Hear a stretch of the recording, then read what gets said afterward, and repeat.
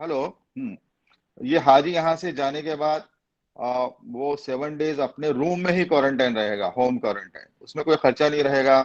उसका रूम रहेगा। रूम में जो जगह है पहले ही बढ़ा दी गई है, 9 स्क्वायर मीटर की। उन्होंने बताया है कि एक रूम में जहाँ पहले 10 लोग रहते थे तो वहाँ 5 रहेंगे, 4 रहेंगे, या जहाँ 8 रहते थे तो वहाँ 6 रहेंगे। ये सोच के कवर का साइज 3 किया गया।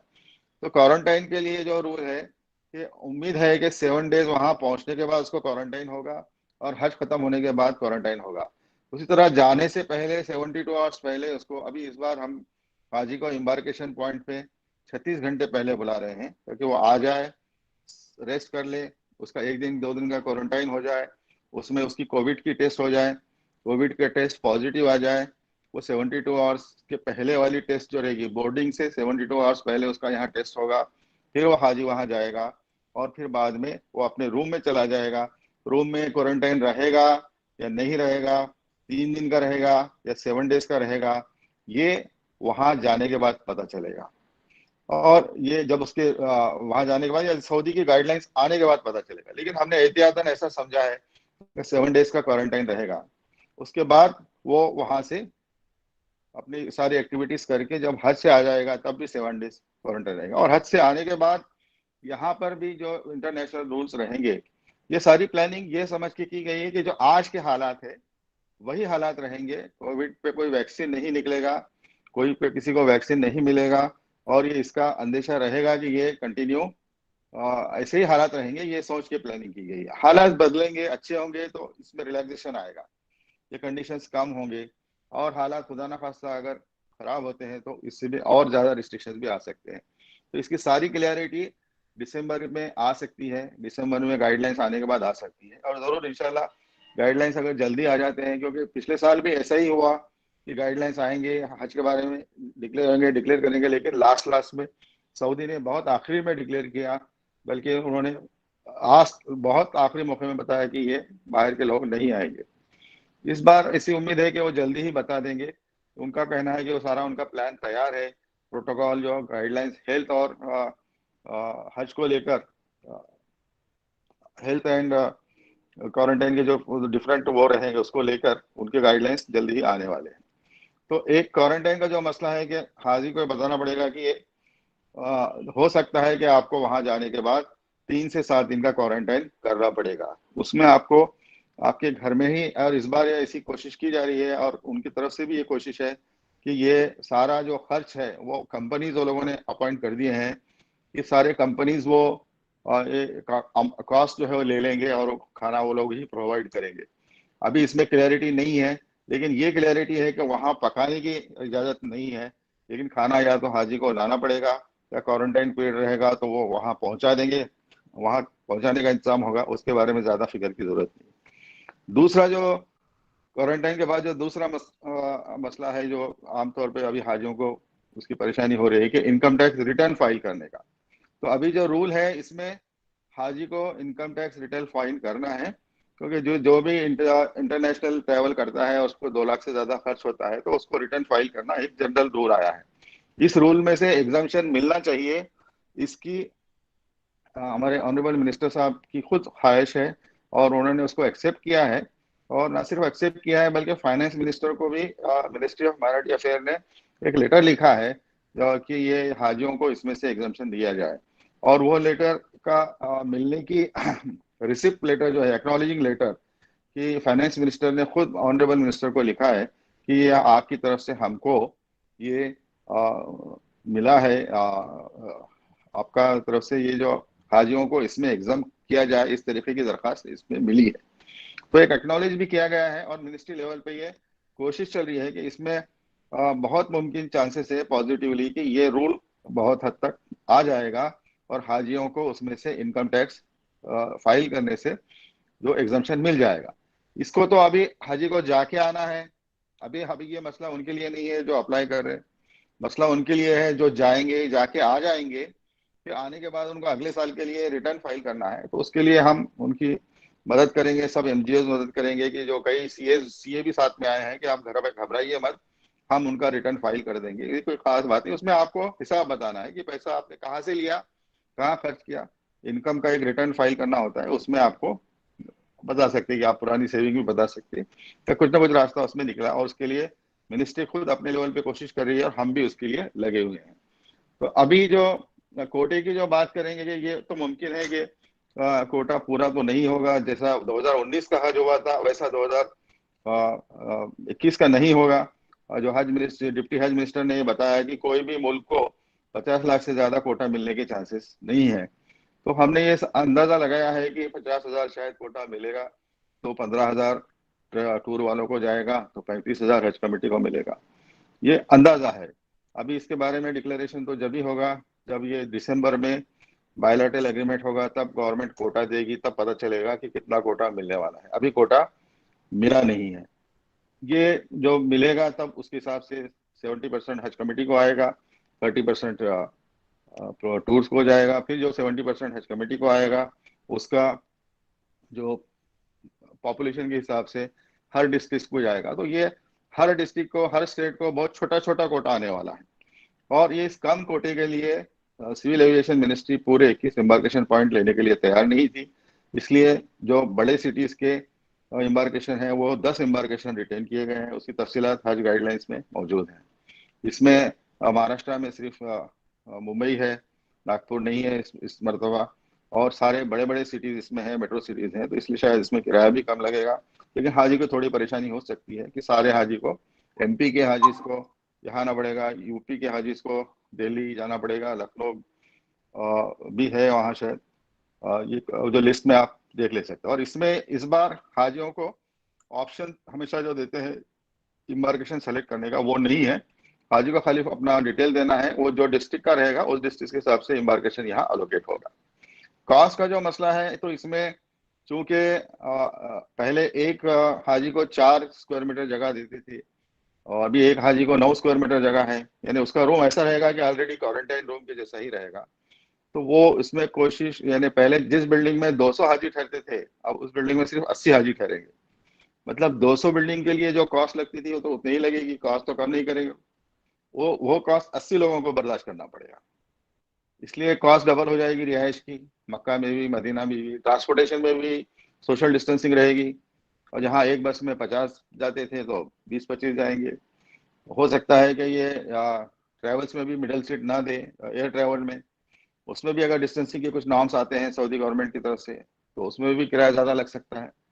तो और जो ऑलरेडी जो बढ़ी हुई चीज़ें हैं, जैसा 15% वैट हो गया है सऊदी में 5% के बजाय, और जो हालांकि ड्यूरेशन हमने कम किया है, लेकिन फिर भी ये 7 डेज क्वारंटाइन पड़ गया, 30-35 दिन का वो टूर हो रहा है। और उसमें हमने 1500 रुपये, 2100 की जगह 1500 रियाल का प्रोविजन किया है। वो भी हम, रियाल लाना मुश्किल है तो उसको कार्ड के जरिए देने का प्लानिंग कर रहे हैं कि एक कार्ड में उसके पैसे डाल के दे देंगे, जो वहां पर कहीं भी वो एटीएम से विदाउट एनी एडिशनल चार्ज निकाल सके। एसबीआई से उसकी बातचीत चालू। तो ये कॉस्ट उसकी, जो हज वीजा की फीस थी 300 रियाल, जो ट्रांसपोर्टेशन में कॉस्ट बढ़ी है, अभी जो एकोमोडेशन में कॉस्ट बढ़ेगी, क्वारंटाइन के जो खर्चे रहेंगे, उसको टेस्ट 4 बार टेस्ट करना होगा। यहाँ टेस्ट करके जाएगा जी, वहाँ जाके टेस्ट करेगा, वहाँ से टेस्ट करके आएगा, फिर यहाँ टेस्ट करेगा।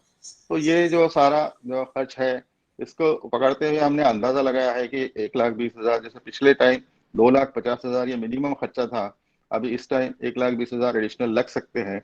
इससे कम भी लगेंगे और हो सकता है इससे ज्यादा भी लगेंगे।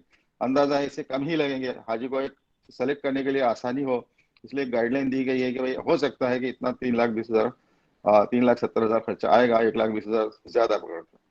तो इसमें एक जो डिफरेंट रीजंस है वो क्यों बढ़ी है, उसके गाइडलाइंस में भी तो दी है रीजंस। और ये एक मुमकिन है कि ये एक पॉजिटिव साइड में है, ये ज्यादा ही होगा, उससे थोड़ा कम भी हो सकता है। तो हालात जैसे ज्यादा नॉर्मल हो गए तो ये कम भी हो सकता है।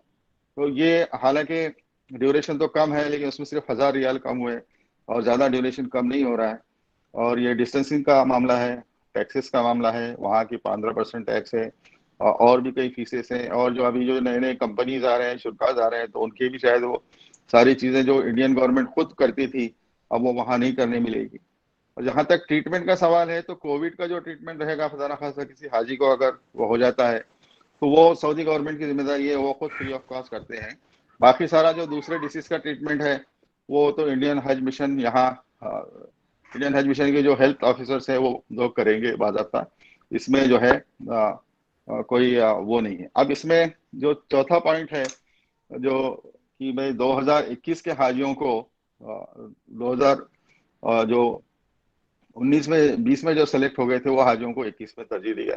तो इसमें कल भी मिनिस्टर साहब ने बताया कि नहीं, ये पॉसिबल नहीं है, क्योंकि एक तो क्वांटिटी बहुत कम है, कंडीशन ज्यादा है, एज है, अभी इस कवर साइज भी 3 हो गया है। तो ये बहुत एकदम आइडेंटिकल, अगर कोई, हम इंशाल्लाह कोशिश करते हैं कि अगर कोई ऐसा कोई आइडेंटिकल मिल जाए, पहले भी 3 ही लोग थे, वही 3 लोग अभी है, वो 3 लोग सेलेक्ट हो गए थे, वही सेम कवर है, सेम उनका वो है, क्योंकि अभी वो एज में बैठना चाहिए, साइज में बैठना चाहिए, उनकी तैयारी रहना चाहिए इन खर्च के हिसाब से। तो उसका सारा एप्लीकेशन आने के बाद हम डाटा फिर से निकालेंगे और फिर से एक बार हम कोशिश करेंगे। लेकिन आज की तारीख में तो ऐसा कोई उनको कंसिडरेशन नहीं है। आज की तारीख में तो जो फ्रेश लोग आएंगे, ये कंडीशंस अभी के हैं और जो कंडीशन एक्चुअल सऊदी के रहेगी, उसमें जो लोग तय फिक्स हो जाएंगे उन लोगों को ही उसमें ही वो पूरा होगा। लेकिन हम कोशिश करेंगे कि ये हमारे पास जैसा ही फॉर्म आएगा, डाटा आएगा, हम पासपोर्ट नंबर के थ्रू, वो पिछले टाइम उसने अप्लाई किया था क्या, सेलेक्ट हुआ था क्या, उससे मैच करके, क्योंकि हमने फॉर्म में भी वो एक्सेप्ट नहीं हुआ है कि फॉर्म में भी ये 2020 में वो गए या नहीं गए, ये हमको कैप्चर करना था, तो वो आ, हमको एक्सेस नहीं हुआ। तो इंशाल्लाह हमारी आखिर दम तक कोशिश रहेगी कि अगर कोई ऐसा फिक्स मैच का हाजी मिल जाता है जो बिल्कुल 2021 में 20 में भी सेलेक्ट हुआ था, वो 21 में भी जाना चाहता है, तो जी वो उसके लिए हम कोशिश करेंगे। अब इसके ये चार जो एजेंडा पॉइंट्स हमने लिए थे डिस्कशन के, इसके तहत मैंने ये प्रोसेस तो तकरीबन बता दी है। इसमें सारी चीजें जो गाइडलाइंस में आई है वो तो आप पढ़ सकते हैं, उसको मैं दोहरा नहीं रहा हूँ। लेकिन जो गाइडलाइंस में नहीं आई है वो चीजें मैंने आपको इसमें बताई है कि इसमें ये सारा जो प्रोसेस है अभी, हाँ, टेंटेटिव है, और जो जिसको उम्मीद है अल्लाह की ज़ात से कि भाई चलो हो जाएगा, खर्च भी मैनेज हो जाएगा, हेल्थ भी रहेगी, आगे कुछ रिलैक्सेशन होगा, तो उन लोगों ने अप्लाई कर देना चाहिए, क्योंकि जो एप्लीकेशन फीस है वो तो 300 ही है और नॉन रिफंडेबल है। और सिर्फ वो लेडीज विदाउट महरम जो है, जो कि मिनिस्टर जी ने पिछले टाइम ही अनाउंस किया था कि 2020 के जो एप्लीकेशन है उसके ही बेसिस पे वो लेडीज विदाउट महरम जाएगी। एक पॉलिसी है गवर्नमेंट की कि वुमेन को ज़्यादा बढ़ावा देने की। तो वो हिसाब से अभी इस साल जो लेडीज विदाउट महरम अप्लाई करेंगी उनको वो 300 रुपये की फीस भी नहीं लगेगी। बाकी सब लोगों को 300 रुपये के हिसाब से फीस लगेगी, रजिस्ट्रेशन करना है।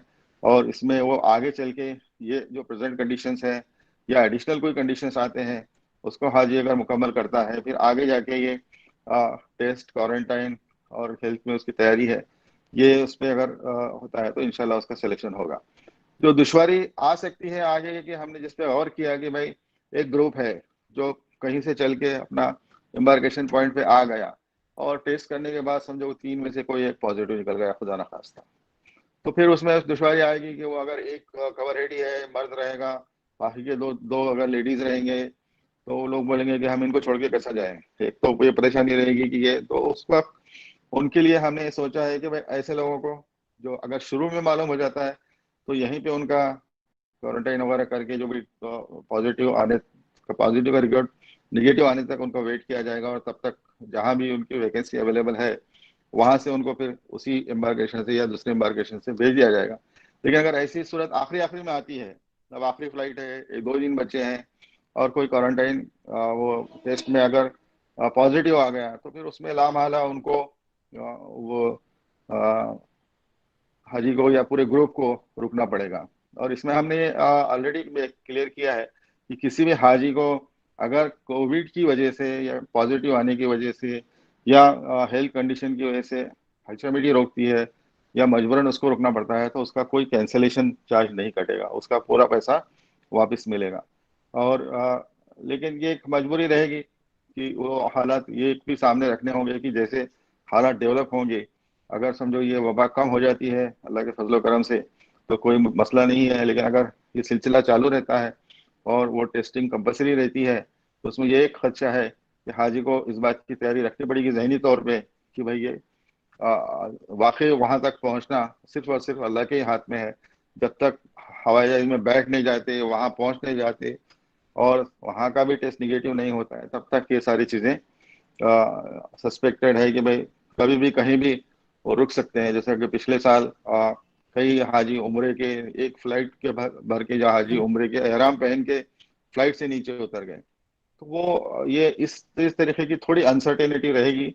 इसमें हम लोग कोशिश करेंगे कि हाजियों के फेवर में सारे फैसले हो और हाजियों को इसकी कोई तकलीफ ना हो। इसके अलावा बाकी सारी चीजें नॉर्मल रहेगी। टाइम टू टाइम सपोर्ट रहेगा, हज कमेटी का भी सपोर्ट रहेगा, वहां से सीजीआई जद्दा का भी सपोर्ट रहेगा। नंबर कम रहेंगे तो मैनेज करने में कोई मुश्किल नहीं होगा, इजीली वो मैनेज हो जाएंगे। सिर्फ मसला आएगा कि ये जो हाजी साहब अब जाना चाह रहे हैं वो तो उनका इरादा मुनज्जम हो, कोई उनमें से ग्रुप में, और हेल्थ के ताल्लुक से भी जो है ना वो कोमोर्बिडिटीज में हमने सारी चीजें उसमें मेंशन की हैं।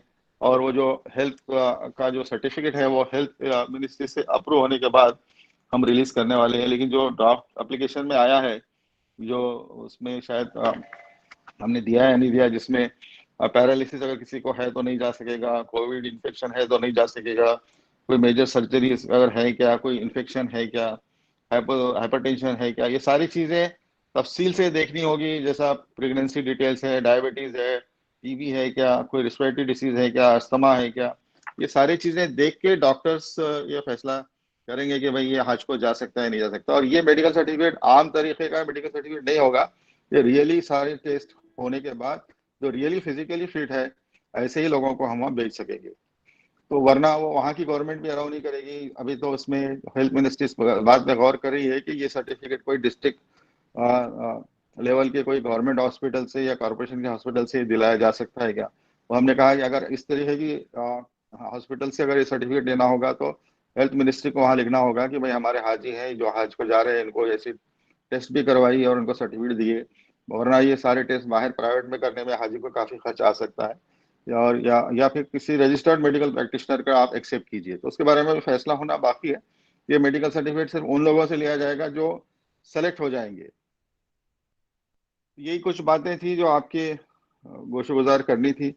और बाकी और आपकी तरफ से कुछ सवालात रहेंगे तो वो वन बाय वन अगर आप आपके इसमें लिखेंगे चैट बॉक्स में, तो आप वहाँ से होस्ट जो है होस्ट आपको अनम्यूट करेंगे। तो वापस मैं फजल साहब को हैंड ओवर करता हूँ। मैं शुक्रगुजार हूँ ये एडवोकेट फैसल साहब और हमारे सभी तंजीम के लोगों को जिन्होंने ये एक इनिशिएटिव लिया, और सब लोग जो यहाँ जो जुड़ गए हैं, मैं सबका शुक्रिया अदा करता हूँ। और फैसल साहब वापस आप देखिए, किसी को कुछ पूछना है, कुछ आपके पास सवाल आए हैं मजीद चैट बॉक्स में तो बताइए, तो उस पर गौर किया जा सकता है। हेलो। हाँ हेलो फैसल, अस्सलाम वालेकुम। वालेकुम सलाम। सबसे पहले मैं आपका बेहद मशकूर और ममनून हूँ कि आपके काबिश माशाल्लाह हाँ ये सब नहीं, हमारे पास वक्त की कमी है, कि मेरा तारीफ सवाल करने का। हाँ सिर्फ डायरेक्ट सवाल पूछिए। मेरा सवाल ये है कि सर्कुलर में लिखा हुआ है कि payment of non refundable processing fees for ₹300 is online only, जबकि अपनी हज कमेटी ऑनलाइन ओनली लिखा हुआ है, जबकि हज कमेटी ऑफ इंडिया की साइट के ऊपर में ₹300 की जो फीस अपन भरते हैं वो अपने उसके फॉर्म भी अपलोड किया गया है। तो ये कंफ्यूजन हो रहा है कि हमें ऑफलाइन भरना है या सिर्फ ऑनलाइन भरना है। नहीं ऑफलाइन भी भरना है, और उसके वेबसाइट पे ऑफलाइन के उसके वो भी हैं, स्लिप्स भी अवेलेबल है, ऑफलाइन भी भर सकते हैं। जी, सर्कुलर पे ऑनलाइन ओनली लिखा हुआ है इसलिए वो कंफ्यूज हाँ है। नहीं ऑफलाइन भी लेके आप वो डाल सकते हैं, और ये 18 से 65 के ताल्लुक से करेक्शन कर देंगे हम उसको। जी हाँ, थोड़ा सा ऑपरेशन देख लीजिए उसमें। और 18 से 65 के ताल्लुक से मेरा सवाल, दूसरा सवाल ये था हजरत कि अगर सपोज सर्कुलर बाद में अगर ये आता है कि 18 से कम वाले और 65 से ज्यादा वाले भी हज के सफर पे जा सकते हैं, और ये एडिशनल टाइम दिया जाएगा, वो विंडो ओपन किया जाएगी, एडवर्टाइज निकालेंगे, बोलेंगे कि भाई आप जा सकते हैं, ये आपको उसमें करेक्शन किया जाएगा। जी शुक्रिया, जज़ाकल्लाह। जी अस्सलाम वालेकुम। जमशेदपुर से बोल रहा हूँ हजरत। एक दो क्वेश्चन है। ये जो कोविड आपका जाने से पहले जो 72 आवर पहले एक बार कोविड टेस्ट करवाना होगा, वो उसकी चार्ज कौन बियर करेगा है? मतलब आपको देखो ये हर चीज की चार्ज हाजी बियर करेगा, हज कमेटी के पास पैसा नहीं है। वही ओके, यानी दूसरी चीज उसमें उसमें कोशिश की जा रही है। उसमें एक चीज मैं बता कर देता हूँ, जरा रुकिए आप, कि जो वहां से आने के बाद जो इंडियन एयरपोर्ट्स पे टेस्ट होगा, उसके बाद 7 डेज का इंस्टीट्यूशनल क्वारंटाइन होता है। मतलब आपको इंटरनेशनल पैसेंजर अगर आता है तो उसको 7 दिन होटल में रहना होता है। तो जी वो हमने कोशिश की है, और हमने इस बात की अभी हम कोशिश कर रहे हैं कि हमारे जो हज हाउसेस रहेंगे जहां से हाजी जाएंगे, जी इंस्टीट्यूशनल क्वारंटाइन वहीं पर हो। तो इस सिलसिले में हम ये कोशिश कर रहे हैं कि खर्चा कम से कम हो, लेकिन जो भी आएगा वो हाजी को देना पड़ेगा। दूसरी एक ओके बात मैं ऐड कर दूं जो मेरे जहन में भी आई है, कि इस बार हाजियों को एक फोर्सफुली कहा गया है, और ये एक बस चेंजेस का मौका है। इस बार नंबर कम है, इसलिए हम मैनेज कर पा रहे हैं कि सूट केसेस जो है हज कमेटी प्रोवाइड करेगी, और वो सूटकेस का पैसा भी हाजी को देना पड़ेगा। मतलब उसके हर चीज का पैसा, हाजी कमेटी खाली मेहनत करती है, पैसा हाजी को ही देना पड़ता है। हम कोशिश कर रहे हैं कि अच्छी क्वालिटी का सस्ते से सस्ता सूटकेस हाजी को पहुंचाए, क्योंकि सिमिलरिटी उसमें मेंटेन करना जरूरी है। 2 कैबिन बैग, दो चेक इन बैग, एक कैबिन बैग हज कमेटी हाजियों की तरफ से खरीदेगी, और उसका पैसा हाजी को देना पड़ेगा। जी। हेलो। अस्सलाम वालेकुम, चेन्नई अस्सलाम से बात वालेकुम। करता हूँ तौसीफ, एक आरिफ है। हाँ चेन्नई हाँ। से बात करता हूँ तौसीफ। ये सर। अ, असल क्या है, एक सवाल आपने फरमाया कि एम्बार्गेशन पॉइंट 10 किया गया है, लेकिन उसमें चेन्नई अफसोस कम की हो बात गया। क्या है, चेन्नई नहीं है। चेन्नई में कितने हाजी हैं? 5-6 हजार हाजी होते हैं। तो चेन्नई तो बढ़िया सिटी है ना, मेट्रोपॉलिटन सिटी, क्यों चेन्नई नहीं है? अब हम ना वहाँ से आके कोचिंग दिया गया है, तो चेन्नई क्यों नहीं है? ये तो एक सवाल है। दूसरा सवाल, अखराजात भी माशा मतलब एकदम बढ़ चुका है। उसके अलावा जो है, जो रियाल हमें दिया जाता है 1,500, पिछले बार 2,100 था। और दूसरी बात, हमें पकाने का भी नहीं, पूरा लेने का है, तो उसमें भी जो है कमी की गई थी, इसलिए उसका भी वजाहत कर दिया तो अच्छा रहेगा। हाँ, ये 1,500 तो ये सोच के किया गया है कि हाजी को कम टाइम वहां रहना है, और इसमें और फिक्र होगा कि अगर वहाँ खर्चा ज्यादा है और उसको ज्यादा टाइम रहना पड़ेगा तो ये इसको बढ़ाया भी जा सकता है। और इसमें जो चेन्नई का जो इमार्केशन है वो नहीं रहा है, क्योंकि अभी चेन्नई में तो 3,000, नॉर्मली 3-4 हजार लोग रहते थे। तो अभी तो बहुत मुश्किल से 500 लोग रहेंगे, 400-500 लोग रहेंगे, क्योंकि अभी कोटा ही कम हर जगह हो रहा है। तो वो इसके हिसाब से जो सिविल एविएशन ने जो डिसाइड किया है एम्बार्केशन, वो ज्योग्राफिकली मिड पॉइंट जो है वो लिए हैं, इसलिए उन्होंने चेन्नई का लास्ट का नहीं लिया है। पिछले बार भी चेन्नई अस्सलाम में जो वालेकुम। है पूरा कोटा अस्सलाम फुल हुआ वालेकुम। था। जी। पूरा कोटा फुल हुआ था चेन्नई में। नहीं, अभी तो पूरा कोटा अस्सलाम है ही नहीं ना। अभी तो नहीं, आए पूरा नहीं है, कोटा लेकिन ही तीस रिक्वायरमेंट की पैंतीस लिस्ट हजार बोल के रहा करीब हूँ। हो सका। जी जी। अस्सलाम वालेकुम। वालेकुम सलाम। जी बोलिए। अस्सलाम वालेकुम। हाँ वालेकुम सलाम, बोलिए। मैं परवनी से उबैदुल्ला। सर, मैं ये पूछना चाह रहा था, आपने जैसा बताया कि पिछले साल के हाजी की अगर कवर इंफॉर्मेशन कंप्लीटली सेम है तो हम्म। उसके ऊपर गौर किया जाएगा आगे से। अगर नहीं, हम हाँ वो ऐसे कवर के आज की साथ डेट, कोई सुनिए, एप्लीकेशन लगा आज दे। सुनिए, एप्लीकेशन जी मत लगाए। आज की डेट में जी। पॉलिसी कुछ क्या है, ऑल फ्रेश अच्छा। जैसे ड्रॉ होगा। हम फिर एक बार कोशिश करेंगे कि ऐसा डाटा निकाल के फिर कोशिश, मिनिस्ट्री से अगर अप्रूवल मिलता है तो वो रिजर्वेशन का कुछ होगा, लेकिन अभी तो नहीं है। कोशिश है वो। अस्सलाम वालेकुम। जी। जी अस्सलाम वालेकुम। हाँ, 1 बाय 1 सवाल ये पूछिए। जी ये पूछ रहा था सीओ साहब कि ये जो हमारा कोटा अभी डिसाइड नहीं हुआ है और डेट अनाउंस हो गई है एप्लीकेशन फॉर्म भरने की, तो जैसे बहुत सारे हमारे लोग ऐसे होंगे, अगर कोटा कम हो जाता है तो एक बड़ी तादाद में फिर वो एग्जिट करना पड़ेगा, उनका लॉटरी में नाम नहीं आ पाएगा। तो फिर वो जो आपका इंस्टॉलमेंट है या वो अगर अभी स्पेसिफिक बता दिया जाए कि भाई कोटा कम होगा और ये कंडीशन होगी, तो वो शायद मेरे ख्याल से बहुत सारे लोग फिर उससे अवेयर होकर फिर बढ़ पाएंगे। जिस तरह की ये मीटिंग हुई है, इसी तरह की जी। मीटिंग्स और ऑर्गेनाइज करके आपको ज्वाइन करके उसमें ज्यादातर लोगों तक बात पहुंच जाए। नहीं नहीं, इसमें एक बात सुनिए, कि जब तक कोटा फाइनलाइज नहीं होगा, वीडियो चालू तब करना। तक ये हाजी को 300 रुपये जो रजिस्ट्रेशन, इसके आगे कुछ नहीं देना पड़ेगा। वीडियो चालू करना। बाकी लोग म्यूट कीजिए। सुनिए, ये जब तक कोटा फाइनलाइज नहीं होगा कार्रवाई आगे नहीं बढ़ेगी। कोटा फाइनलाइज होने के बाद तो कुछ चेंजेस होंगे तो डेट में शायद चेंजेस आगे बढ़ सकती है। ये जब कोटा फाइनलाइज होगा तभी ड्रॉ होगा, तभी सिलेक्शन होगा। और ये इसके पहले ये इसलिए शुरू किया गया है, दो रीजन से शुरू किया गया है।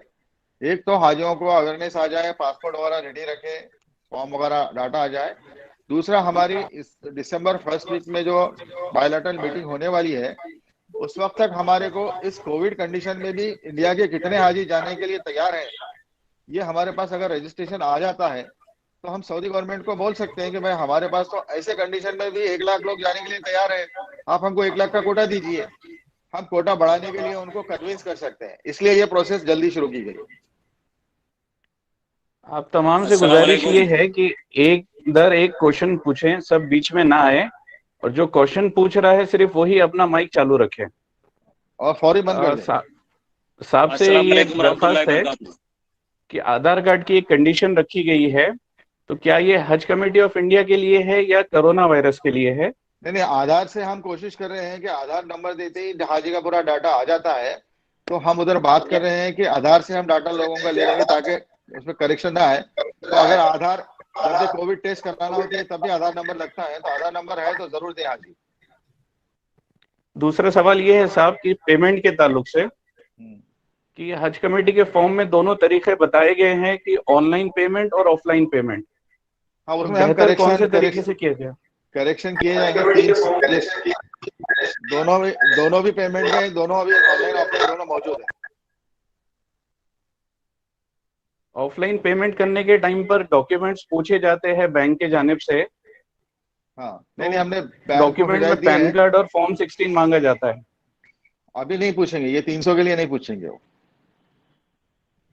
और एक बात साहब, ये कवर हेड का अकाउंट नंबर देना कंपलसरी है या ग्रुप में किसी का भी अकाउंट नंबर चल जाएगा? अभी इस बार हमने हर एक का अकाउंट नंबर मांगा है, और अकाउंट नंबर तीनों का होना चाहिए कि कभी एक का नहीं चला तो दूसरे का नहीं तो चलेगा तीसरे का।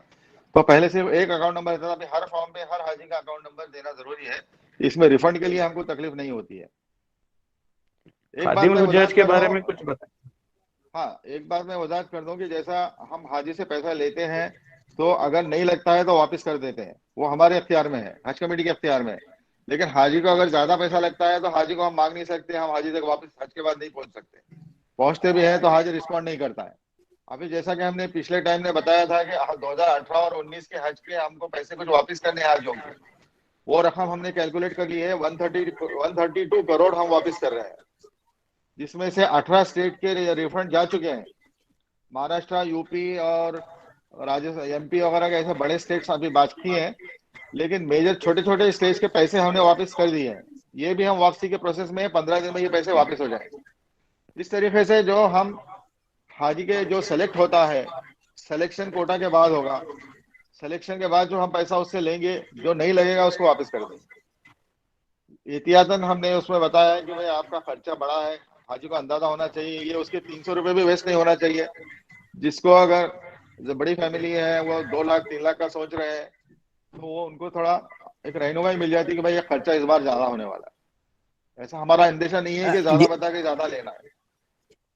शेर साहब, एक सवाल ये था कि अगर हमारे ये जो कैटेगरी है, 2 ग्रीन वाली और अजीजिया, क्या इस बार नहीं, अभी इस बारे में यूनिफॉर्म में खाली अजीजिया रहेगी, ओके रहेगी अजीजिया। अच्छा, और सिमिलर, मतलब हम कोई सस्ते, क्योंकि अभी इस इतने ये खर्चे में और ग्रीन का खर्चा ऐड नहीं कर सकते, इसलिए अजीजिया ही रखा है। तो और अजीजिया ही में मकानात है तो खुला है। अच्छा, तो वो 370 जो है वो वही रहेगा अजीजिया में। Okay okay okay okay, thank you. अस्सलाम वालेकुम। खादिम हुज्जाज के ताल्लुक से थोड़ी तफसील आ जाए तो बेहतर होगा। खादिम हुज्जाज के बारे में अभी कोई फैसला नहीं हुआ है। जब कोटा आएगा और उसके हिसाब से फिर जो भी रहता है सिलेक्शन का वो प्रोसेस होगा। कोटा आने के बाद उसका कितने खादिम हुज्जाज जा सकते हैं, जाएंगे, उसके हिसाब से। अरे हमको स्टेट से भी परमिशन लेना पड़ेगा कि इतना बड़ा हुआ खर्च वो लोग देंगे या नहीं देंगे, क्योंकि इसमें आधा पैसा हज कमेटी देती है, आधा स्टेट को देना होता है। तो अभी खर्च बढ़ रहा है तो खादिम हुज्जाज के लिए भी खर्च बढ़ेगा, तो इसके बारे में अभी कोई फैसला हुआ नहीं है। वालेकुम सलाम। एक सवाल। हेलो। हाँ, एक हेलो। वन बाय वन बोलिए, वन बाय वन बोलिए, डायरेक्ट हेलो, मैं बोलिए। मोहम्मद सलाम। वसीम बोल रहा हूँ इटावा से। हाँ सर, ये फॉर्म में जैसे किसी कैंडिडेट के पास पैन कार्ड नहीं है, वो कंपलसरी है क्या हर कैंडिडेट के लिए? नहीं नहीं, देखो ये पैन कार्ड और आधार कार्ड है तो दे दीजिए, कंपलसरी कंडीशन नहीं है उसमें, उसके लिए आपका फॉर्म नहीं रुकेगा, नहीं है तो मत दीजिए। जी, शुक्रिया। अस्सलाम वालेकुम। डायरेक्ट सवाल पूछिए, डायरेक्ट सवाल पूछिए, सलाम मत करिए और आपके तारीफ भी मत कीजिए, टाइम कम है। जी खान सर, जो कैंसल चेक का बताया गया है कॉपी पेस्ट करना है, तो बैंक हाँ। अकाउंट नहीं चलेगा क्या उसके बदले में? नहीं नहीं, बैंक अकाउंट में हाजी गलती करते हैं, ये जो इधर से 3 की जगह 8 लिखते हैं, 8 की जगह 3 लिखते हैं, इसके लिए आपको वो बैंक अकाउंट का चेक ही देना होगा, चेक या स्लिप जो भी है उसका जेरॉक्स दीजिए। जी शुक्रिया। ये जो ऑनलाइन सिस्टम है सीओ साहब, इस ऑनलाइन सिस्टम में अगर ऐसा हो जाए कि एक गाइड उसमें ये डाल दी जाए कि स्टेप बाय स्टेप आपको ऐसे फिल करना है, तो मैं समझता हूँ ज्यादा, और बाई लैंग्वेज हो। वो जो आप लोग एनजीओ काम करते हैं, जो लोग वो कुछ कोशिश करेंगे तो आप खुद समझ जाएंगे, और वो बहुत सारे लोग इसमें देते हैं, जैसे हमारे रफत बेग साहब है, उन्होंने सिस्टमेटिक पूरा लिखकर अपना पब्लिश किया है कि ऐसा ऐसा कीजिए, या फिर उनकी मदद कीजिए कि जो हाजियों को बोले कि आप यहाँ ये हम भर देंगे, तो वो कोई मुश्किल बात नहीं है, वो उसका वीडियो हम रिलीज करा देंगे। Okay okay, thank you thank you sir. पिछले साल के कुछ हाजी जो सिलेक्टेड थे, इस साल फ्रेश फॉर्म, फ्रेश सिलेक्शन, मगर उसमें उनकी उम्र थोड़ी 27 दिन 20 दिन ऐसी बढ़ जा रही है 65 से। वो अभी नहीं लेगा, कंप्यूटर नहीं लेगा 65 में, उसके बाद नहीं लेगा। 8 नवंबर के बाद की नहीं, पहले की नहीं ले रहा। सऊदी बोर्ड खुद नहीं लेगा ना, एक दिन बढ़ गया तो सऊदी भी नहीं लेगा जी, सऊदी गवर्नमेंट भी नहीं लेगी। तो ये दिसंबर के एंड तक के समझ में आएगी सारी तफसील इंशाल्लाह। 7 साल का बच्चा भी, अरे 18 साल से कोई नहीं, 18 साल से कम कोई। सर कोई टेस्ट के बारे में, हाँ सर कोई टेस्ट तो हर सिविल हॉस्पिटल में, म्युनिसिपल कॉर्पोरेशन हॉस्पिटल में फ्री चल रही है पूरे हिंदुस्तान में। हम भी कोशिश करेंगे ना, हम भी कोशिश करेंगे कि वो फ्री हो जाए, लेकिन जब तक हेल्थ मिनिस्ट्री से वो आता नहीं है, हम जब फ्री होने लगे तो हम क्यों पैसा देंगे, हम कोशिश करेंगे कम से कम में हो, फ्री में हो, लेकिन जो भी चार्ज लगेगा वो हाजी को लगेगा। सर क्या इस साल खादी मुलजा जाएंगे? जाएंगे, हाजी जाएंगे तो खादी मुलजा भी जाएंगे, लेकिन कब जाएंगे, कितने जाएंगे, वो तय नहीं है। जज़ाकल्लाह। हेलो जी बोलिए। सर, जो आपने चेक के बारे में बताया है, अभी जो आप हर हाजी का बैंक का डिटेल्स ले रहे हैं, चेकबुक हर एक के पास नहीं रहता, तो इसके लिए पासबुक एक का तो दे, पहले वाले का तो दे, तो एक हमारे पास आधार रहेगा कि भाई रिफंड करने का है, तो हम देख लेंगे वो चेक पे से कि भाई जो अकाउंट नंबर बराबर है क्या, IFSC कोड बराबर है क्या। थोड़ी सी भी गलती हो जाती है तो हमारे को प्रॉब्लम होता है, स्टेट से भी गलती यहाँ तक आती है और बाद में हाजी को पैसा मिलता नहीं है। जी नहीं, हम फॉर्म फिल करते टाइम अगर से वो पासबुक की एंट्री सब चेक करके अगर सही प्रिंट निकलती रहेंगी और हम पासबुक की कॉपी भेजे तो।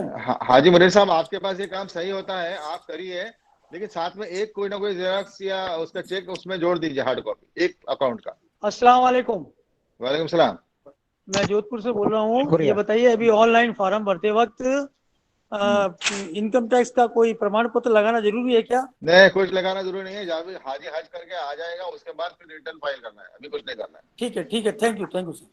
सर मेरा सवाल है, डायबिटीज ब्लड प्रेशर तो हर एक कॉमन बीमारी है आजकल, ठीक है, तो उसके लिए रोकेंगे नहीं, डायबिटीज और शुगर रहेगा तो रोकेंगे नहीं, लेकिन है नहीं है मालूम करेंगे, क्योंकि उसके हिसाब से फिर उसको उसकी हेल्थ की कंडीशन डिसाइड होगी। तो ये पहले होगा पेमेंट करने के पहले या बाद होगा? ये सिलेक्शन जो हाजी सेलेक्ट हो जाएंगे उनका ही टेस्ट होगा, सबका नहीं होगा। पहले होगा या बाद में होगा, मतलब एयरपोर्ट पे? नहीं, ये तो जब हम हाजी पासपोर्ट देगा ना, उस टाइम में उसको ये सर्टिफिकेट भी देना पड़ेगा कि जाने के लिए फिट है। वो अभी सिलेक्शन के पहले है वो सर्टिफिकेट, और वो किससे लेना है ये बता देंगे। ठीक है सर, थैंक यू। सर एक सवाल और है सर। वालेकुम सलाम।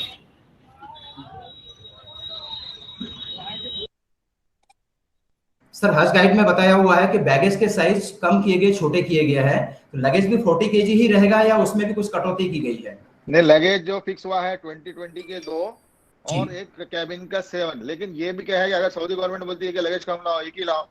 अभी इस बार तो खाने पीने का सामान अलाउड नहीं है, वहाँ पकाना ही नहीं है, जी। तो वो अगर सब्जेक्ट टू सऊदी गवर्नमेंट ये 2 अलाउ करती है तो हम 20-20 के 2 और 7 किलो का 1 अलाउ करेंगे।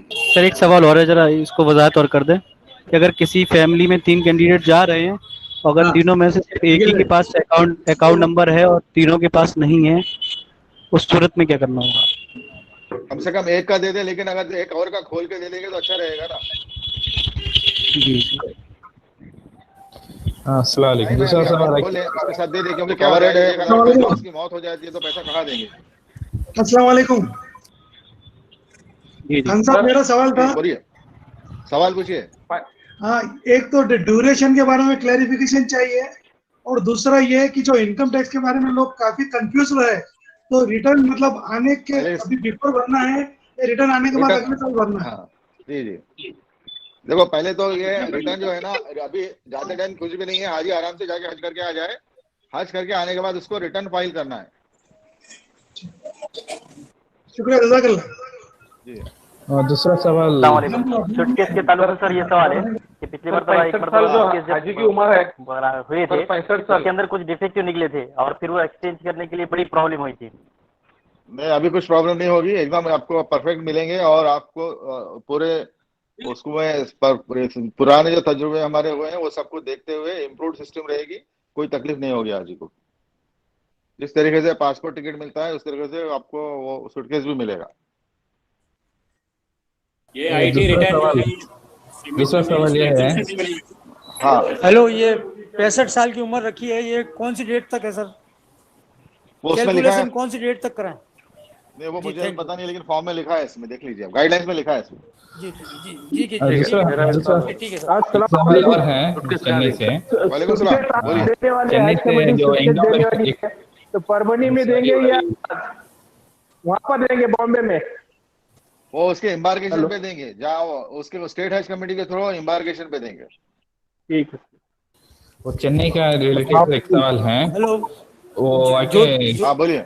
एकलाजा पे, जोधपुर पे एकलाजा। चेन्नई से एक सवाल और है कि अगर कम से कम नियर बाय लोकेशन जैसे बेंगलुरु एक पॉइंट है वो दे देते भी बेहतर है। बेंगलुरु भी तकरीबन 350 किलोमीटर बनता है, कोच्चि आके तकरीबन 7 किलोमीटर रहता है। स्टेट हज कमेटी रिक्वेस्ट करेगी तो जो अवेलेबल 10 एम्बार्केशन है उसमें हम चेंजेस कर सकते हैं। मतलब आपके चेन्नई के हाजी आपको अगर वहां नहीं जाना है, दूसरी जगह जाना है, वो कर सकते हैं, लेकिन एम्बार्केशन नहीं बढ़ सकता है। ठीक है, जज़ाकल्लाह। वो सर ये कह रहा था कि अगर जैसे आप हमें हेलो सर, हम ये चाहते हैं कि यूपी के हाजियों के लिए हमारी एक मीटिंग हो जाए और आप मुझे वक्त दे दें। हेलो, यूपी के हाजियों के लिए इस तरह की एक जूम में वर्चुअल मीटिंग्स आप कर सकते हैं नेक्स्ट वीक या उसके अलावा कोई date?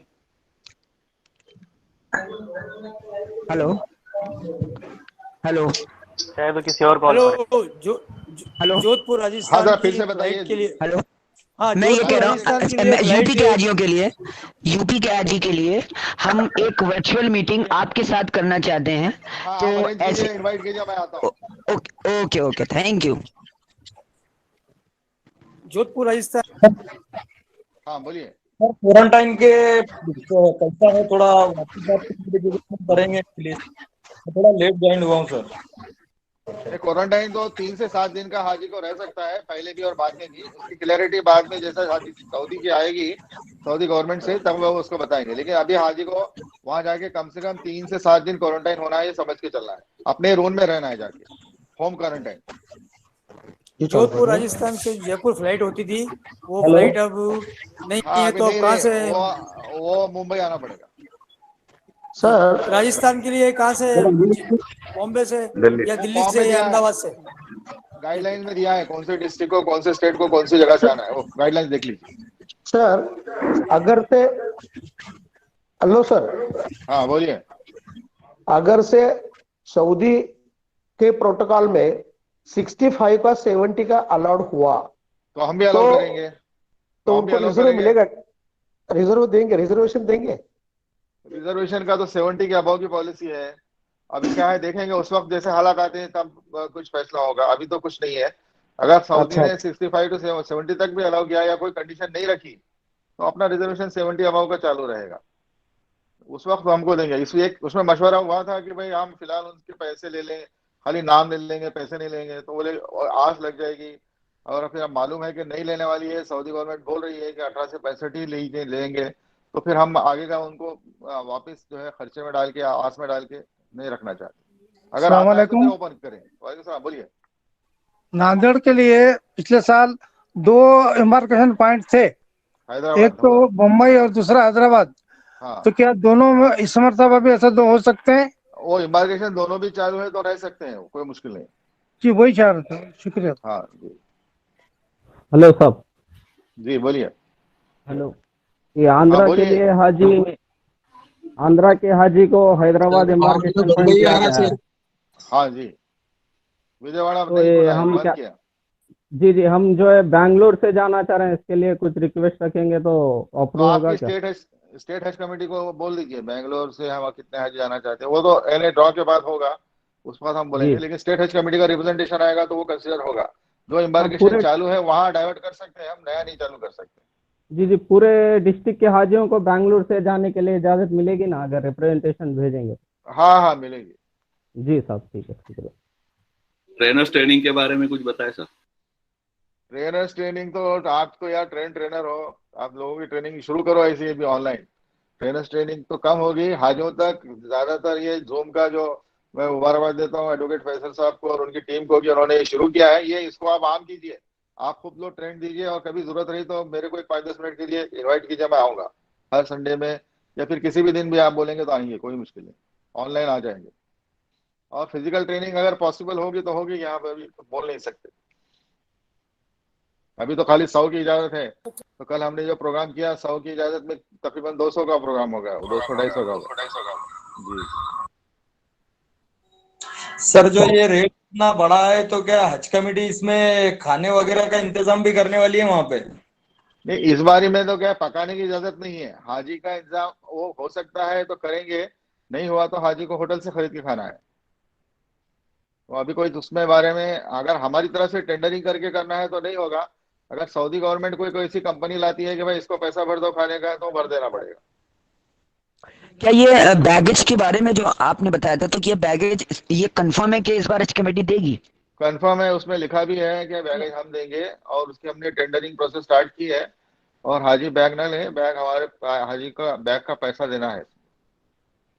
Okay, thank you sir. ये लोग है तो तीनों लोगों को रिटर्न फाइल करना पड़ेगा? नहीं, फिर से पूछिए, क्या बोले? जैसे 3 लोग कवर में हैं, हाँ, और ये लोग हज से वापस आएंगे तो ये तीनों लोगों को रिटर्न फाइल लगेगी? नहीं, जो अगर तीनों ने अपना अपना अलग खर्चा बताया तो तीनों अलग कर सकते हैं। एक कवर हेड है या उसने बोला कि खर्चा मैंने किया है तो उसको रिटर्न फाइल करना पड़ेगा। तो होशियारी तो यही है कि तीनों अपना अपना बताए रिटर्न अलग से। हाँ, तो हाजियों को अजीजिया में रखा जाएगा या ग्रीन कैटेगरी में? ग्रीन नहीं है, अजीजिया में ही रहेंगे, अजीजिया या उसके जैसी कोई सिमिलर। ठीक है, ओके। सभी साथियों को अगर से हेलो गाइडलाइन पड़ी है तो बार बार वो सवाल न पूछे, टाइम वेस्ट होता है। समझ में आया, वो पूछिए। हाँ, सभी हजरत से गुजारिश है कि guideline sir Nagpur embarkation point रहेगा क्या? आपके सवाल के जवाब मिल जाएंगे आपको। कौन सा एम्बार्केशन? नागपुर एम्बार्केशन पॉइंट नहीं है ना, गाइडलाइन में बोल दिए ना, बॉम्बे में खाली, महाराष्ट्र में एक है, बॉम्बे खाली। अच्छा ठीक।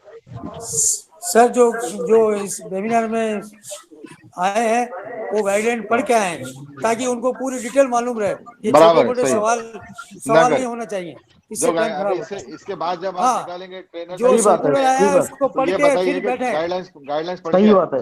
हाँ, पढ़ के ही बैठे आप लोग ताकि ये टाइम खराब ना हो, बहुत कीमती वक्त होता है आप लोगों का। धन्यवाद, ओके, शुक्रिया। घर पे पहुंच जाते तो आसानी हो जाती। घर पे कैसा पहुंचाएंगे, वो तो स्टेट हज कमेटी का जिम्मेदारी है। देखिए पासपोर्ट तो घर पे नहीं पहुंचाए, वो एनजीओ लोग पहुंचा सकते हैं ऐसा कि, और एनजीओ को अगर भरोसा करके देंगे तो पहुंचाएंगे। वो स्टेट हज कमेटी पे डिपेंड करता है, हम लोग स्टेट हज कमेटी को दे देंगे, स्टेट हज कमेटी आपके हाजी को पहुंचाएगी। इस साल रुबात का कोई नज्म है क्या सर? कोई रुबात नहीं है, कोई रिजर्वेशन नहीं, कुछ नहीं, कोई एनआरआई भी नहीं, एकदम ये सिंपल स्टेट और थोड़ा सा हाँ, मुश्किल किस्म का हज होने वाला है। सर पिछले साल एक मसला आया था कि जो कवर बना था उसके अंदर मुख्तलिफ एड्रेसेस के पासपोर्ट थे जो क्रॉस बॉर्डर मतलब मुख्तलिफ स्टेट के हाजी थे। हाँ। वजह ये बताई थी कि हमारे रिश्तेदार दूसरे स्टेट में रहते हैं इसलिए हम ये स्टेट से भर रहे हैं।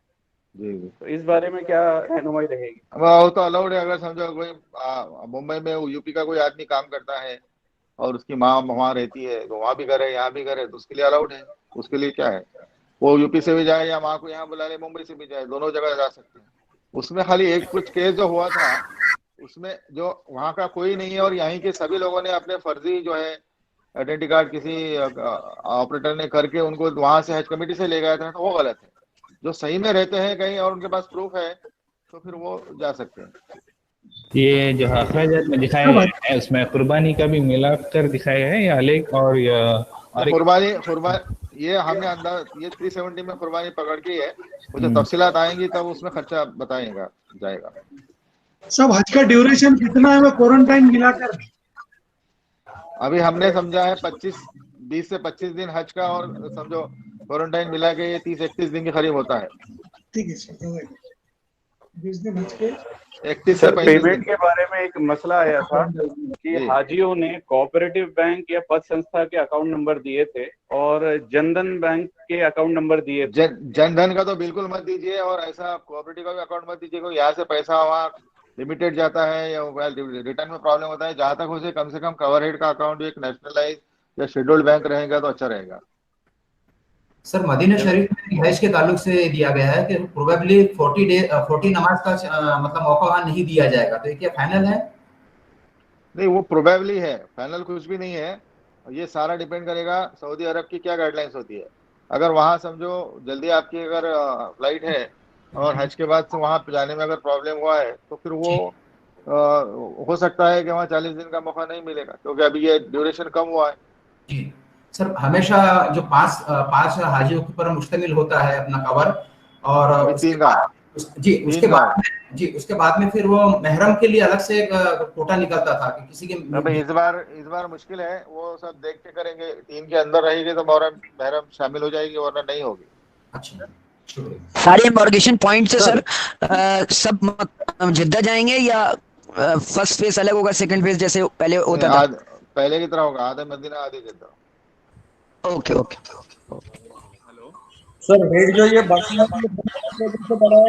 हमेशा ही रहेगा? अरे पहले बता चुके रेट के बारे में, आप दूसरों से पूछ लीजिए। सारे खर्चे हैं इसमें और इसलिए वो बढ़ा है रेट और गाइडलाइंस में भी लिखा है क्यों बढ़ा है। सर हाजी जद्दा पहुंचने के बाद उम्रा करने के बाद क्वारंटाइन होंगी या पहले क्वारंटाइन रहना पड़ेगा इहराम की हालत में? पहले क्वारंटाइन होगा। वो तो बोलते हैं कि उम्रा के लिए बोलते हैं कि आप इहराम बन के बताओ, डायरेक्ट आप सादे कपड़ों में आओ, क्वारंटाइन रहो, बाद में इहराम जाओ। पहले क्वारंटाइन बाद में उम्रा। मैं कोल्हापुर से बोल रहा हूँ। मुझे ये पूछना था कि जो फर्स्ट इंस्टॉलमेंशन है 1.5 लाख रुपए की, उसमें कुछ कम हो सकते हैं पहले में कि पूरे भरना चाहिए? नहीं, ये तो मिनिमम है। जो सेलेक्ट होंगे उनको 1.5 लाख भरना है क्योंकि कम से कम इसके ऊपर का जो रहेगा उसमें कम ज्यादा होगा, लेकिन इसमें क्या कम करें। जी अस्सलाम वालेकुम। वालेकुम सलाम। जी मेरे पापा 71 के हैं और मेरी मम्मी 63 के हैं, तो दोनों एक ही कवर में डाल रहे हैं अब। तो इसका मतलब है कि मतलब इट इज अलाउड या? अभी देखिए वो डेट कैलकुलेशन तो आप कर लीजिए। अगर दोनों की उम्र 65 से कम है तो अलाउड है। ठीक है, थैंक यू। क्या वारंटी?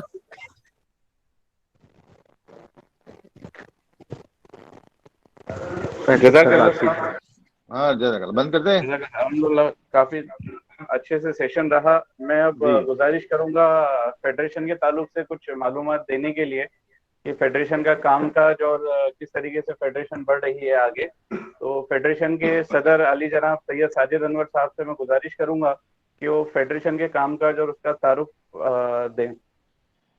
अल्हम्दुलिल्लाह हमारे सदर खिदमत-उल-जाज कमेटी जनाब अलहाज करीमुद्दीन पटेल साहब ने तकरीबन 10 साल पहले फेडरेशन की बुनियाद डाली थी और वो जिम्मेदारी को संभालते रहे उनके इंतकाल तक के। उनके इंतकाल के बाद ये जिम्मेदारी मुझे दी गई अल्हम्दुलिल्लाह।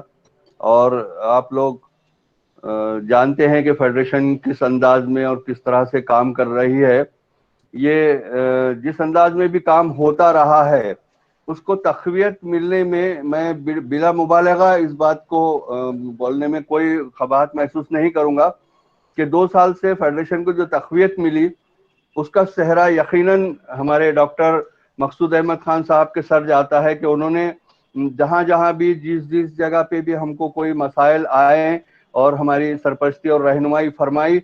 और ये महाराष्ट्र में फेडरेशन इसलिए बनाया गया था कि तमाम अजला के लोग अकेले अलग अलग जाके किसी ऑफिसर से नहीं मिल सकते, अपने प्रॉब्लम्स नहीं बता सकते, तो कम से कम एक ऐसा फोरम हो, एक ऐसा ऑर्गेनाइजेशन हो कि जो तमाम अजला के लोगों को एक जगह करके और एक रहनुमाई, एक आदमी या चंद लोग जाके मिल के अपने मसाइल बता सके। क्योंकि इतना टाइम ना सीईओ साहब के पास होता है ना और लोगों के पास, बहुत सारे काम होते हैं, तो हर जिले के लोगों से इंडिविजुअल मिलके वो अपने उनके मसाइल हल नहीं कर सकते थे। तो इस मकसद के तहत ये फेडरेशन बना था और अल्हम्दुलिल्लाह मैं बिल्कुल इस बात को बोलने में कोई खबात नहीं महसूस करूंगा कि मैं समझता हूं कि ये जो आज की जो मीटिंग हुई कि तमाम हिंदुस्तान के बहुत सारे स्टेट्स के लोग इसमें शरीक हुए और साहब को भी अपनी चेयर पे बैठ के जो भी मसाइल थे, जो भी प्रॉब्लम थे, लोगों के जो भी बातें थी, वो तमाम चीजें आपने उसमें रहनुमाई फरमाने में आसानी हुई। तो मैं समझता हूँ ये एक फेडरेशन का बहुत बड़ा सक्सेस भी है। नहीं, बहुत अच्छा, ये फेडरेशन का बहुत अच्छा कदम है, इसको और कीजिए और इसे फ्रीक्वेंट मीडिया। अब जो आज के सेशन में जितने भी हो गए, ये समझो ये फर्स्ट ट्रेनर है, ये लोग खुद सेशन लें और ऐसा इस बात को ज्यादातर फैलाएं। हमको हाजी को धोखे में नहीं रखना है, जो हकीकत है बता के अगर सारी चीजें है तभी उसे फॉर्म भरवाए, वरना उसके 300 रुपए भी ज़ाया नहीं जाना चाहिए। बेहतर है, बेहतर वही तो बहरहाल मैं ये सब चीजें जो है अल्हम्दुलिल्लाह अल्लाह का बड़ा शुक्र है और अल्लाह का करम। देखिए ये जो बुनियाद सारी चीजें जो मिलती है, जो सक्सेस मिलता है या जो कुछ भी होता है, ये इखलास नीयत पे होता है। तो मैं एज ए सदर फेडरेशन ऑफ सोशल वर्कर्स की जानिब से मैं तमाम हमारे जो साथी है, जो जिम्मेदारान हैं, उनसे मैं गुजारिश करूंगा कि इखलास के साथ में काम कीजिए। अल्लाह की मदद बिल्कुल शामिल हाल रहती है। आपने देखा और हमने भी देखा कि अल्हम्दुलिल्लाह जिन लोगों ने भी इखलास के साथ में जो खिदमत के जज्बे से लोगों का काम किया है, अल्लाह ताला ने उनको मरातिब भी दिया है, उनको इज्जत भी दी है और उनको जो तो काम करने के मौके भी फराहम किए हैं। यकीनन ये बात जो तो बिल्कुल रोशन है कि ऐसा होता है। तो इस बात का खास तौर से ख्याल रखें और तमाम लोग, तमाम हिंदुस्तान से जिस स्टेट के भी लोग इसमें शामिल हुए हैं, मैं उन तमाम को भी मुबारकबाद पेश करता हूं और तमाम को जो तो इस साल के 2021 के हज के लिए सक्सेस तरीके से अच्छे अंदाज में ये काम हो, इसके लिए अल्लाह के हुजूर में हम दुआ भी करते हैं। और खुसूसन मैं क्योंकि सरपरस्त और रहनुमा का शुक्रिया नहीं अदा किया जा सकता, क्योंकि वो तो हमारे सरपरस्त भी है और हमारी रहनुमाई हमेशा हर कदम पर करते रहे हैं, लेकिन उसके बावजूद भी मैं क्योंकि जो बंदे का शुक्र अदा नहीं करता वो अल्लाह का नाशुक्रा होता है। उसके तहत मैं खुसूसन हमारे डॉक्टर मकसूद अहमद साहब को बहुत बहुत मुबारकबाद पेश करता हूं कि अल्हम्दुलिल्लाह आपकी जो ख्वाहिश रही है कि भाई सब लोग एक साथ मिलकर काम करें और सही रहनुमाई लोगों की हो, सही बात लोगों तक पहुंचे, हाजियों का किसी तरह से कोई नुकसान ना हो, हाजी को किसी किस्म की कोई तकलीफ ना हो। जाहिर बात है कि हज कमेटी के हाथ भी महदूद होते हैं और जराए भी महदूद होते हैं, तो वो जो कुछ भी काम करना होता है वो हम ही लोगों को हज कमेटी की रहनुमाई में करना होता है। तो अल्हम्दुलिल्लाह उसके लिए आपने जो कोशिश की है, जो काम आपने जिस अंदाज में किया, मैं उसके लिए आपको मुबारकबाद भी पेश करता हूं और आपका बहुत बहुत शुक्रिया भी अदा करता हूं कि आपने अपने इतने बिजी शेड्यूल में से वक्त निकाल के इन तमाम लोगों को अपना मौका दिया और तमाम जो हिंदुस्तान के जितने तमाम लोग साथी इसमें ज्वाइन हुए, मैं उनका भी शुक्रिया अदा करता हूं। और एक बात मैं यहाँ पर ये बताऊंगा कि भाई जो आप लोग, बहुत सारे ऐसे लोग हैं कि जो हमारे लिए अभी मतलब जिनसे तारुफ नहीं है, तो अपने मोबाइल नंबर अगर फेडरेशन को, या हमारे सेक्रेटरी जो है फैसल माशाल्लाह नौजवान साथी है, बहुत ही होनहार है और बहुत अच्छे अंदाज में इन्होंने ये सारा जो इंतजाम हुआ है, ये हमारे फैसल और अकबर कादरी की और रजीउद्दीन की मेहनत और कोशिश से हुआ है अल्हम्दुलिल्लाह। तो अपने मोबाइल नंबर और वो अगर आप भेजे तो और भी आपसे हमको कांटेक्ट करने में और कभी ऐसी कोई बात हो तो उसमें आपको सहूलतें पहुंचाने में आसानी होगी। तो मैं समझता हूँ कि अब काफी वक्त भी हो चुका है और तमाम लोग इसमें जहां से भी जिस स्टेट से भी और जिस जिले से भी जो हमारे साथी शरीक हुए हैं, मैं उनकी federation of social workers of Maharashtra की जानिब से तमाम का शुक्रिया अदा करता हूँ। तमाम मेरी एक दरखास्त है फेडरेशन से है कि आप आपका फेडरेशन महाराष्ट्र तक महदूद मत रखिए, इसको ऑल इंडिया फेडरेशन बनाइए, आप ऑल इंडिया से मेंबरशिप लीजिए और ऑल इंडिया लेवल पे काम कीजिए। ये बहुत अच्छा सजेशन आपने दिया है और हम आप ही की रहनुमाई में इंशाल्लाह इसको कोशिश करेंगे कि तमाम हिंदुस्तान के जो लोग भी ज्वाइन होना चाहे, क्योंकि ये तो एक बहुत अच्छी बात है कि हम एक हज की निस्बत से सबका मकसद एक है, सब हाजियों की खिदमत करना चाहते हैं और एक सेंट्रल प्लेटफॉर्म बन जाएगा सारों को लेकर। जज़ाकल्लाह, आपकी ज़बान मुबारक करे। इंशाल्लाह हम पूरी कोशिश करेंगे और इंशाल्लाह अल्लाह चाहा तो हम आपको जो तो बताएंगे कि इंशाल्लाह पूरे हिंदुस्तान के लोग बहुत सारे तंजीमें हैं जो ऑन लेवल पे काम करते हैं, उनसे आप राब्ता कीजिए। जी इंशाल्लाह, जी इंशाल्लाह। अस्सलाम वालेकुम व रहमतुल्लाहि व बरकातहू।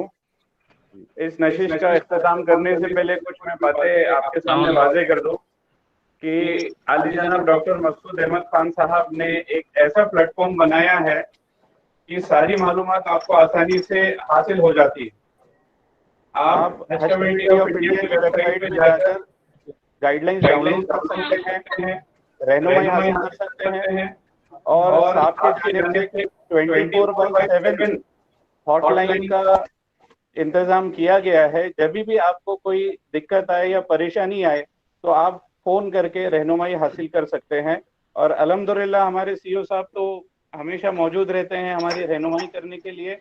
तो आप तमाम खिदमतगारों से ये गुजारिश रहेगी कि जब भी आपको कोई तकलीफ पेश आए तो आप वेबसाइट का भी सहारा ले सकते हैं या हॉटलाइन का भी सहारा ले सकते हैं और जो भी हाजियों की तकालीफें हैं, दिक्कतें हैं, जो आवाज़ हुकूमत तक पहुंचानी है, तो इंशाल्लाह फेडरेशन आपके साथ खड़ा रहेगा, चाहे वो स्टेट हुकूमत हो या सेंट्रल हुकूमत हो।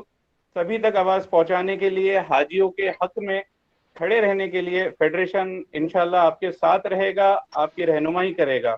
जज़ाकल्लाह खैरन कसीरन कसीरा तमाम मेहमानों का और खुसूसन डॉक्टर मकसूद अहमद खान साहब का जो अपने बिजी शेड्यूल से वक्त निकालकर आपने ये मीटिंग कबूल की और तमाम खिदमतगारों की रहनुमाई की। और मैं तहे दिल से शुक्रिया अदा करता हूँ तमाम स्टेट के एग्जीक्यूटिव ऑफिसरों का जिन्होंने भी शॉर्ट नोटिस पे दावतनामा कबूल किया और इस मीटिंग में शमूलियत हासिल की। और आखिर में तमाम जिम्मेदारों का जो उन्होंने अपने काम करने वाले साथियों को अपने ऑफिस पे जमा कर कर एक वर्चुअल मीटिंग को कामयाब बनाने में पूरा भरपूर ताउन किया। जज़ाकल्लाह खैरन कसीरन कसीरा। अस्सलाम वालेकुम व रहमतुल्लाहि व बरकातहू। अल्लाह हाफिज, सबका शुक्रिया।